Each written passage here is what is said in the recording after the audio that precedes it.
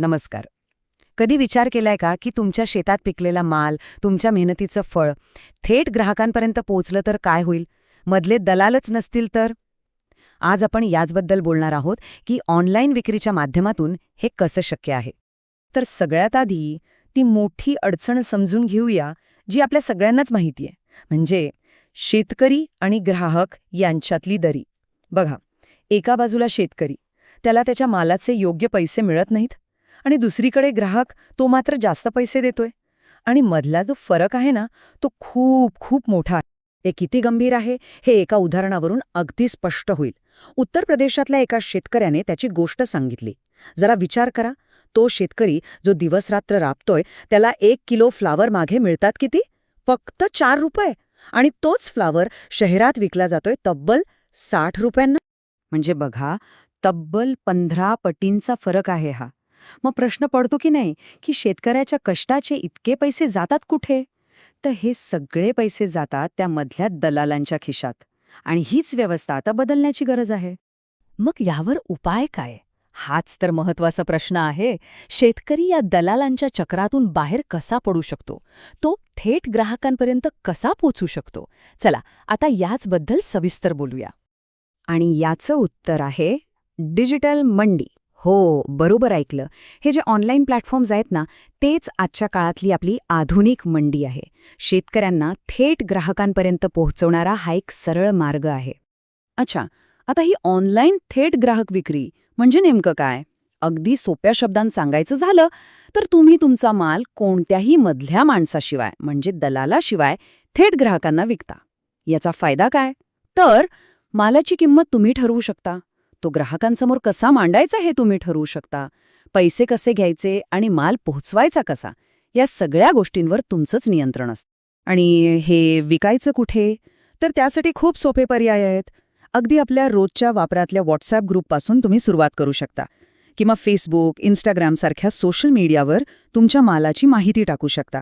एवढंच नाही तर आता तर अनेक ऑनलाईन मार्केट प्लेसेस आणि किराणा ॲप्स आलेत, जे तुमचा माल खूप मोठ्या ग्राहक वर्गापर्यंत पोहोचवू शकतात.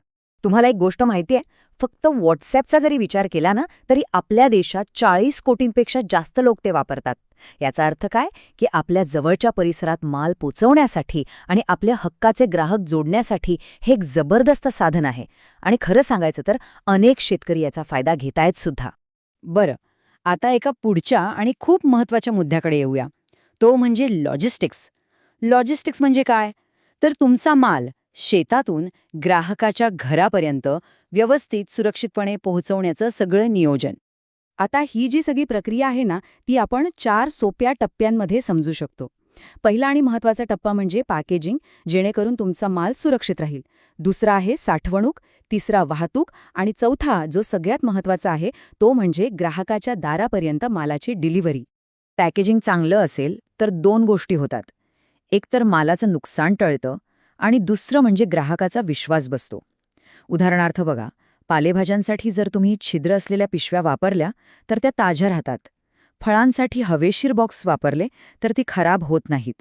आणि धान्य किंवा डाळींसाठी लायनिंग असलेल्या पोत्या वापरल्या तर कीड आणि ओलावा लागत नाही.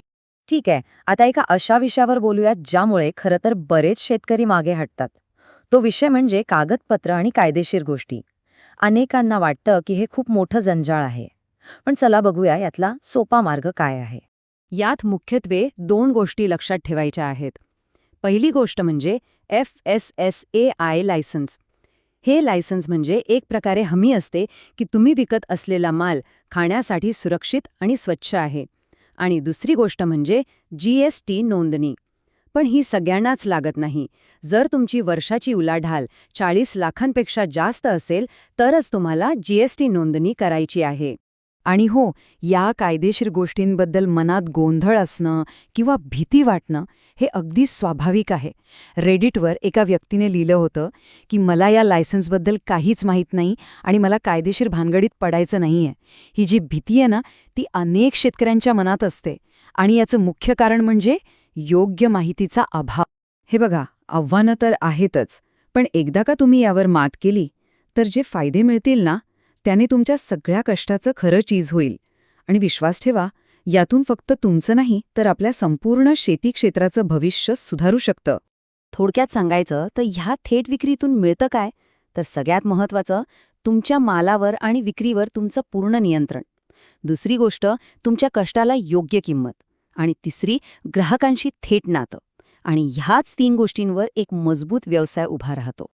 आणि जाता जाता एक प्रश्न, तुम्हाला काय वाटतं?